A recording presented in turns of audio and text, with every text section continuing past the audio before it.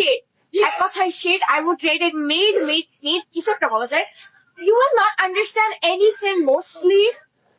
জাল মার্টিনিকের উদ্দেশ্যে কি বলবেন? এই মেয়েরে দোষারোপ করে কোনো লাভ নাই। দোষারোপ করো মেয়ের ফ্যামিলি রে। মেয়ের সাথে গার্জেন আছে, হয়তো বাপ মা হইব না, এলে কেউ আত্মীয় স্বজন হইব। দেখেছে চাইলে কিন্তু এইরকম অশালীন পোশাক না পরায় তারা ভালো পোশাক পরায় নিয়ে আসতে পারতো পাবলিক প্লেসে। যেহেতু এটা বাংলাদেশ, যে বাংলাদেশে মনে করেন 3 বছরের বাচ্চা ধর্ষণ হয়, এই বাংলাদেশের মধ্যে আপনি ভালো কিছু কি আশা করেন? এই পাবলিক কিরকম হইব?